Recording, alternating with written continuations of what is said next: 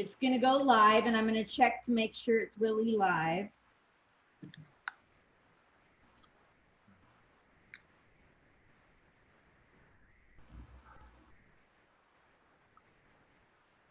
It's coming up here, almost 20 seconds.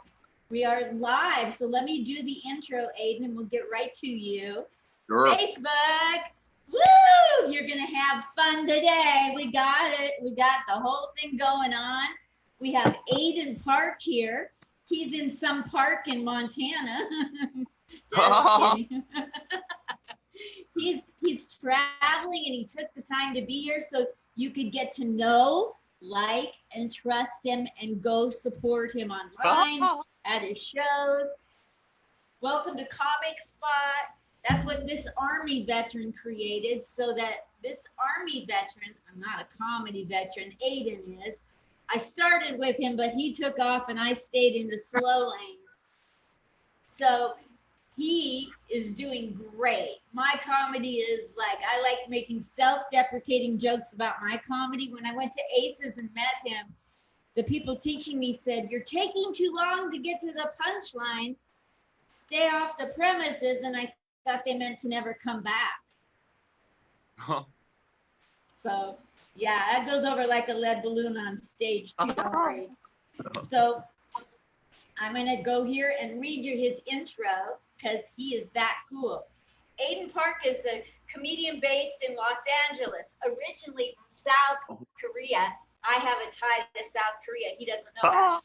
Aidan's act can be described as fun and high octane. And I'm gonna skip ahead. You may have seen him on his comedy on Perez Hilton. Perez Hilton? Oh my gosh. Buzz TV, TV Guide channel, West Coast Comedy. This guy is blowing up all over while we're sitting back going to open mics and getting guest spots. He's been on the Hulu TV, True TV, NBC. Listen, he's been in movies. This guy, can we just welcome him to the stage now? Welcome my friend from Aces Comedy Club in Murrieta, Aidan Park. Woo! Hi, Aidan. Hi, how are you? Hi. I have a black coffee cup too. Back. Oh, good. Oh, thank God. It's early. Yes. So my daughter went and modeled in South Korea, and she got to be on a movie with Kim Gun-mo. She was co-starred. Okay, Kim Gun-mo is a pop star from the 1990s. Yes, he was like Michael Jackson in some ways. I actually was raised in Korea. Well, I was born in Korea till I was 9. And so Kim Gun-mo was huge when I was leaving for Korea to the States. So, you know. Yes. Well, tell me about your early life. You look like you came out of your mother's womb cracking jokes. That's what you look like. Is that what I look like? I look like hell. Look like I just crawled out of my mother's womb now. Crying. Okay, no. So were you always funny? You know what? I think I was. But I don't know. It's an interesting, in Korea, there's an interesting, different kind of funny. Like, there's a different sensibility. Like, there's a slapsticky, almost campy nature to the funny. And I kind of adapted that style because I grew up there for the first 9 years. And, you know, they're big on sketch comedy that's very big on slapstick. And so I kind of lean in that direction. So I guess I did. Yeah, I was always like that, kind of. Very loud. In your intro, it says that you're very high octane. Does that also come from the Korean sense of humor? I think so. Yeah, I'm pretty, yeah. You've seen my act. Yes, I have. Absolutely. Yeah. I've watched it. And so you were always funny. And did you get formally trained, or did you just get on stage? Why did you go and do comedy? Did you get training? Was it just natural, or did you watch me? What's your story, Aidan? How did I get into comedy? Yeah. How did you get into comedy? How did you get this good? I want to know. Everybody has what's your story? Well, I started in musical theater. I got so sick of it. I did 9 productions of Miss Saigon, and I was like, that's it. That's it. I was like, I'm Asian. If you're Asian and you do musical theater, that's it. Miss Saigon. I went to China one time to do Miss Saigon. You know, that means the people from China had to fly to the United States to find a Korean to fly to China to play a Vietnamese person. I was over it. And I was like, okay, well, how else can I express myself? Because I really like being on stage. And I was one of those people that, you know, comedians really hate. You know, those actors who like transition into comedy. They're like, I'm an actor. And, you know, so I was one of those people. And, but I stuck with it because I really, really liked it. And so I took a class. And that class was awesome. And and for the first 2.5 years, I was like in and out doing like one every other week. And then I was like, that's it. And so I threw myself into it. Wonderful. Who did you take your class from that you can recommend to people? I liked Jerry Katzman's class, and I coach sometimes with Jenny McNulty. Don't you love her? I love her. Top shelf. Top shelf, yeah. That's one of my best friend's jokes. She's Kate Quigley. You know, she says she's a top shelf pussy. So there you go. I met her when I was working at Harvey's Comedy Club doing podcasts there. I met her. I loved Kate Quigley. Very sweet. Yes. I love her. Good person. Yes, you assume from the press that she puts out that she's nothing like when you meet her and when you hear her on stage. Because a lot of her pictures are very sexually oriented, but her comedy is just straight up solid comedy. It's almost, I feel like she's so smart because it's almost a response to her being given that stereotype. Like people were like, oh, you're just a sexy girl. She was like, oh yeah, watch this. You know, so yeah. I think it's great. I like it. There's too. Irony. There's an edginess to whatever she does. There's a purpose. She's smart. Yes, yeah, very smart. Yeah. She does it very well. And she's like best friends with you. So that's really cool. I love her to pieces. So you got on stage. Let me go back to like the very first time you said, I'm going to go up on stage and deliver jokes. Were you scared? How did it go? Yeah, it was at the Haha. It was like our class presentation night. And yeah, I mean, I had my jokes and I was a beginner. So I had a script and I was very, you know, I mean, yeah, it was very, very scary. I had like a minute and a half. Oh my gosh. Oh my gosh.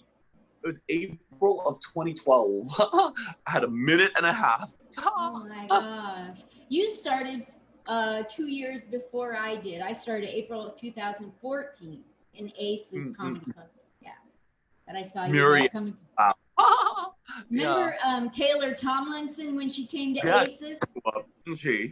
Didn't she blow up? Oh my gosh. Yeah, sure did. Oh my gosh. So, you know, your career started taking off about when and how, what did somebody give you a break or did you were in the right place at the right time? What would you attribute to going from being at an open mic and on little shows here and there to where you're at now? What would you attribute that to? My path was producing. So I learned how to produce. So I came from like kind of a business background also. Like I ran a couple small businesses before I entered comedy along with musical theater. And so producing was super easy for me, right? Like I like people, booking people, getting an audience, whatever. I got an opportunity to co-produce on a show at the Laugh Factory. And they gave us 3 days to put a show together. And I was like, we're blowing this up. So I got like 100 people there, like blew it up. And then they were like, how would you like a show here? So I got, after about a year of producing there, they finally passed me. And that's when things started rolling. Because then after I got passed, then I started meeting all the regulars. I started, you know, networking with all the people who, you know, whatever. So producing for me was a great way in.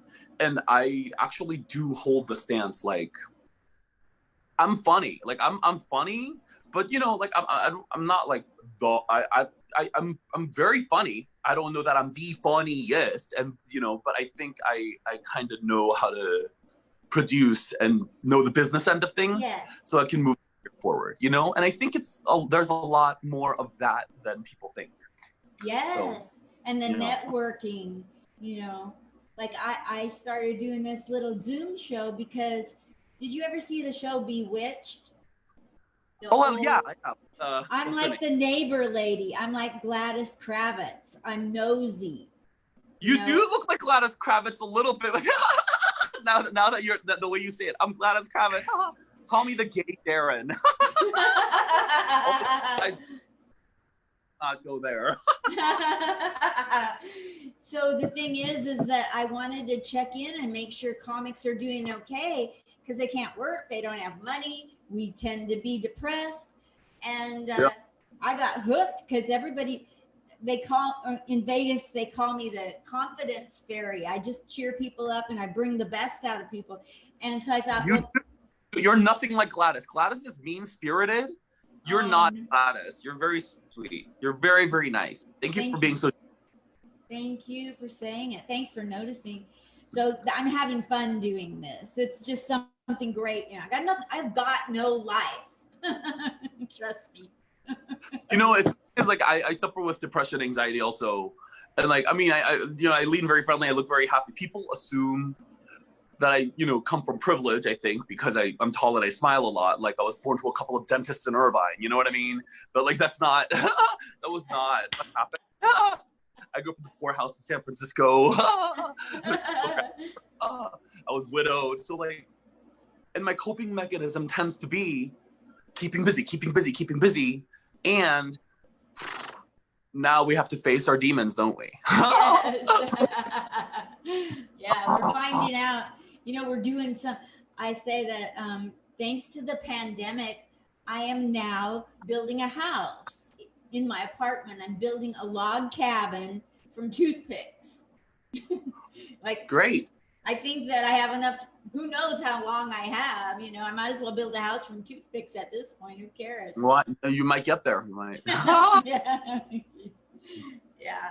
The crazy things we have time to do that we never did have time to do. And you're right. We have to face our demons. Yeah, we do. We do. Totally. I love your laugh.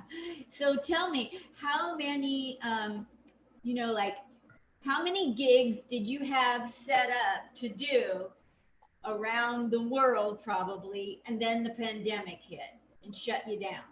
How many things did you get canceled? A good 40. Oh my Lord. Yeah. I had two.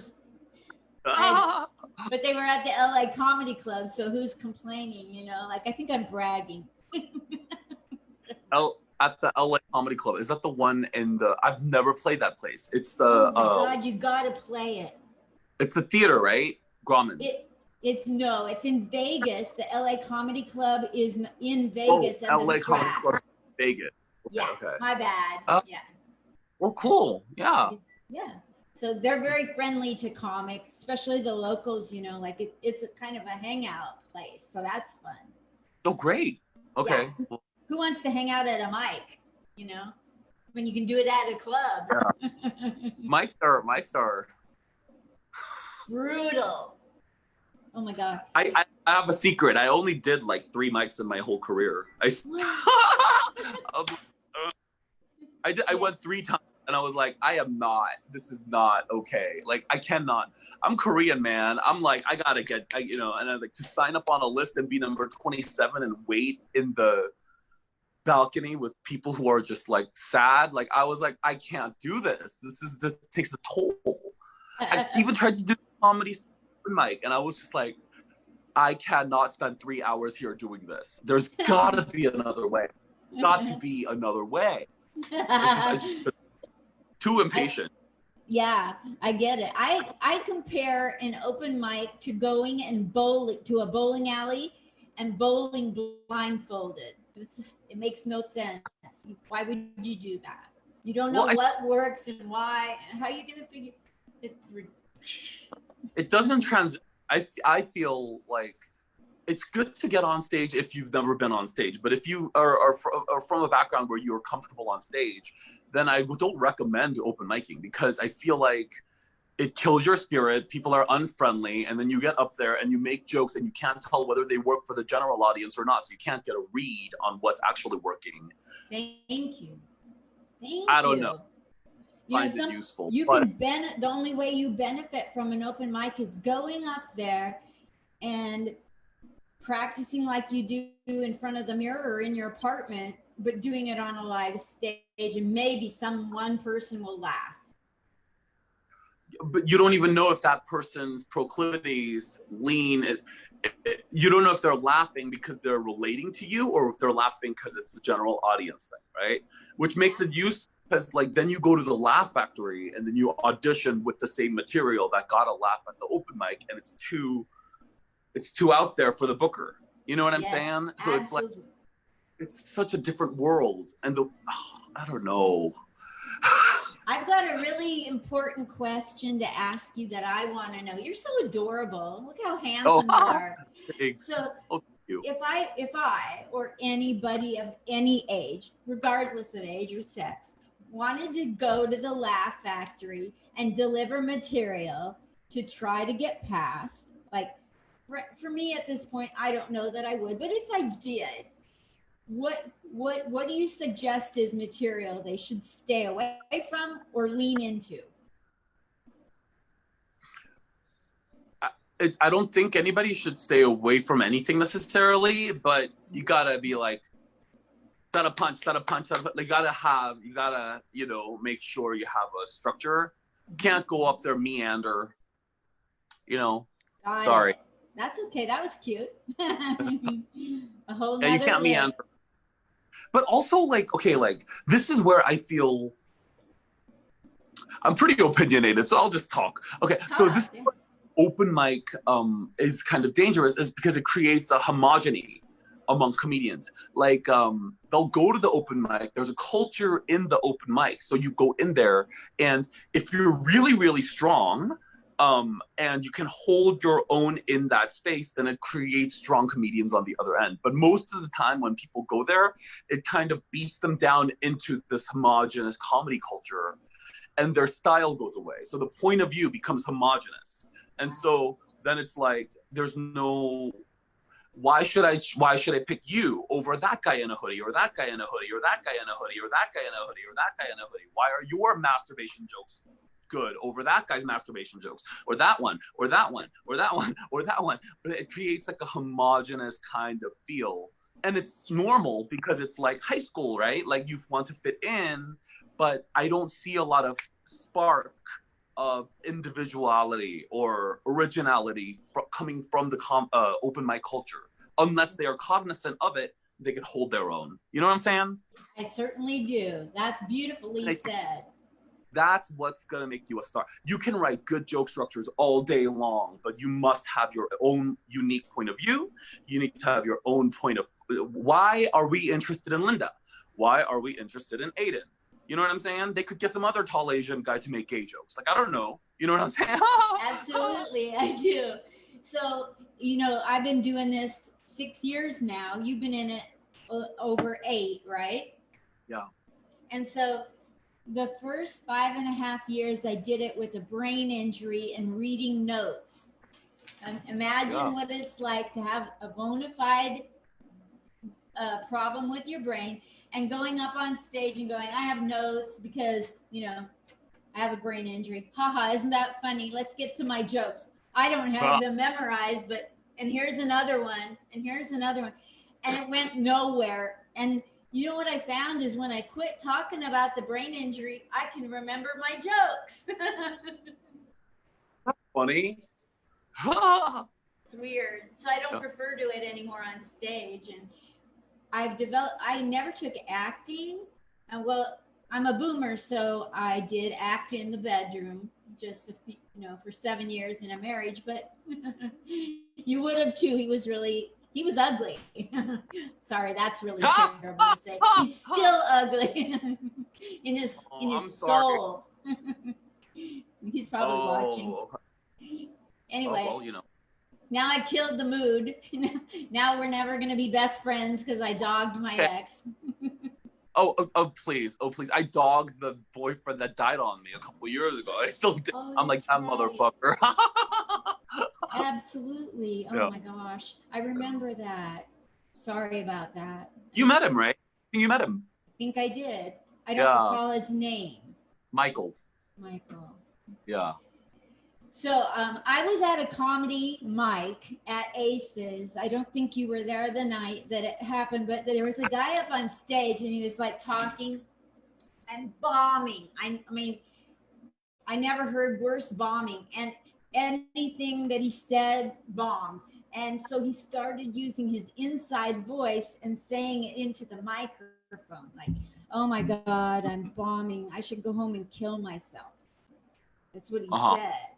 Yeah. So I'm sitting there. I had not decided to go do comedy yet. I'm thinking it, and I said, I heckled him. I you're not supposed to, but he says, I think I'll just go home and kill myself. He thought that would get a laugh, and I'm sitting there. I said, oh, just make fun of the Jews. Make fun of us Jews, and the place busted up.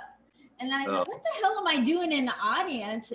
I should go up and. If I can get a room to, that's the night I was like, you know what? At some point, that's what I'll do. That's good. It's like comes out of heckling.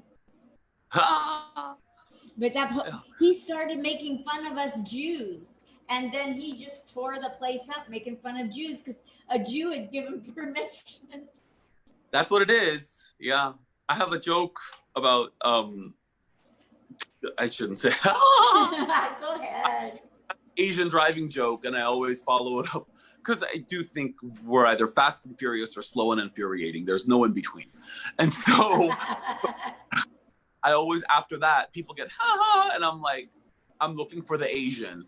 That person right there. There's an Asian person right there, and she's laughing. So and then so next time I make an Asian joke, you turn around and look at her and laugh. Like, you can get a gauge on whether she approves. That's funny.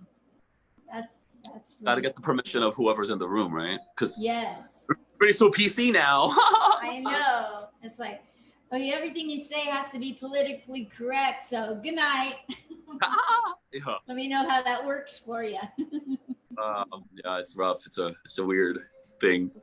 Who are some of your idols that you've gotten to perform or meet at the Comedy Store? Or you know what? Actor? When I first moved to the U.S., I was 9 years old, and there were no Asian people on TV, and I'd always been interested in like entertainment industry, and I didn't speak any English, and I saw Margaret Cho on TV, and then a few years ago through the Laugh Factory, I met Margaret Cho. We became friends, and she wrote the foreword to my book, which I'm super excited about. I had not believed that happened. And your book will be coming out in the next few months, you think?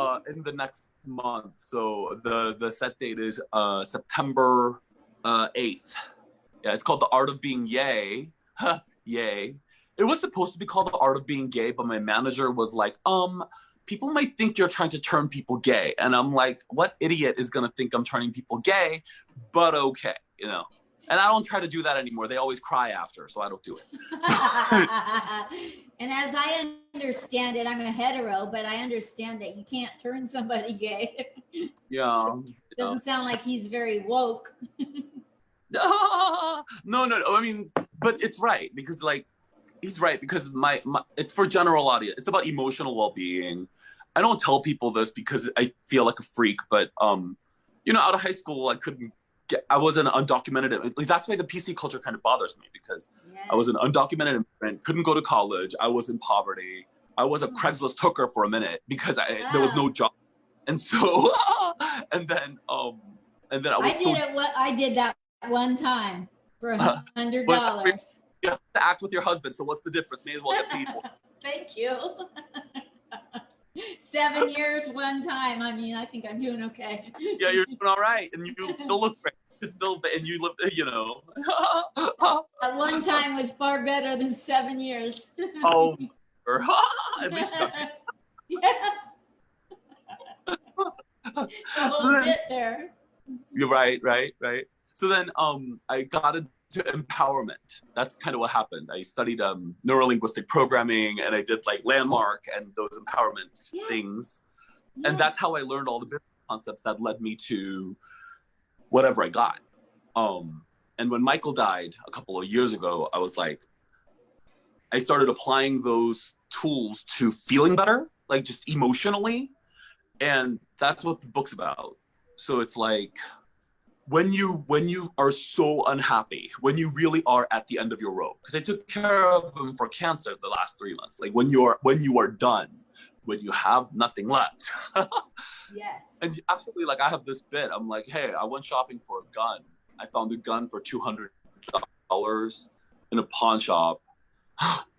And then I found the gun for $70 on the internet. I'm like, what a freaking ripoff. And I'm like, oh my God, I'm so cheap. I'm bargain hunting for my suicide weapon, which is so stupid, because if there was ever a time to put something on a credit card, don't you think this would be it? That would be the moment. What an idiot. So so I started to feel better. Yeah. That's what the book's about. My daughter, I started comedy because my daughter didn't want to talk to me anymore. And that's the day I called Rocky Osborn and said, I don't want to live, but if you can teach me how to do comedy, got me in that day to learn it. Yeah. So I credit him for saving my life. Comedy does save people's lives. It really does. I mean, and people think I'm weird. Yeah. After Michael died, I started booking shows. Like, I was like, just put me on every single show, just put me on any show. And then people were like, well, he's already making jokes about Michael on stage. And I'm like, I couldn't stay home. I would have died if I was home. Like, yeah. That's why I'm doing 8 interviews a day, 5 to 8 interviews. Go out my door and it's depressing and it's Groundhog Day. And, you know, talking to comics cheers me up and they say it cheers them up. Yeah. We got to do what we got to do. And what's with the saying, we're all in this together? You know, like, I'm so sick and tired. We're really all in this all alone. I'm in my place all alone with an occasional cockroach. And like, who's in it with me? Nobody. Like, you're all really in life. It's you against the world. You know what I mean? Like, you might have friends, but at the end of the day, you have to look at yourself in the mirror. Yeah. I mean, that really is the key to happiness. Like, I think, like, knowing yourself, and you must lean on yourself. If you're reaching out to fulfill a dependency or something, then it will crumble. Everything out here is gonna go. Your boyfriend, your friends, your husband, everything is gonna collapse. So you better learn how to love yourself and lean in, because if you lean out, you'll tumble out. That's it. Absolutely. Like, every day you should do things to fill your own love cup, because people are going to come and you're going to have to be there for other people. And if you're not there for yourself, what do you have to give? Yeah. And if you're not, people, this drives me crazy. Like, people are like, oh, we need to be generous, right? So like, they take on this generosity thing as a martyrdom thing, but that's really a lack in themselves that they're trying to fulfill by doing this other thing. So it's not really a generous giving, it's a martyrdom. And I think that's a problem in our society, and we congratulate people for that. People need to be aware of that kind of stuff. It's dangerous. Very dangerous. It's like a warning sign that bells and whistles should go off when people are out there doing things for the wrong motive. Like, if it's not your natural personality to do things for others, but you should take care of yourself first and not give. I think they don't even know, though. A lot of people who are unaware, they just do things and they don't even know who they are. So they just kind of are acting out of whatever. But like, do you know who you are? Like, do you know why you're doing this? What is your motive here? Do you know? And that's why, as much shit as Kate gets or whatever, she knows. She's aware. She is, you know what I'm saying? Like, you can, Angie Crumb downstairs, like, she's sleeping right now. Angie Crumb, aware, you know, like, and Angie Crumb's the dirty girl of comedy. She's like, fuck you, I don't care. Heart of gold, marshmallow inside. Do you see what I'm saying? Like, Kate Quick, like a sexy bikini girl, marshmallow inside, heart of gold, aware, considerate. Like, I just love those girls so much. And I'm like, yeah, I'm super grateful to have friends like that. You know? You are. super grateful. I moved here in December, and some of the big boys in town, you know, with 30, 40 years in comedy, they're my age, and they've like taken to me and they're helping me with tips, and they've given me spots and stage time. And like, this would have never happened if I just stayed back home in Portland, Oregon. Never. I'm so glad that you did.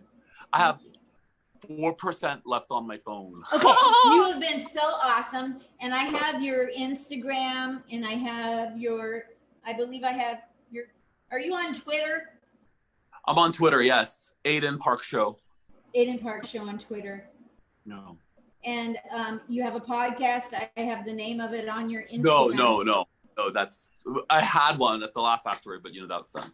Okay, perfect. I saw that. Okay, it was with the Laugh Factory. Wonderful.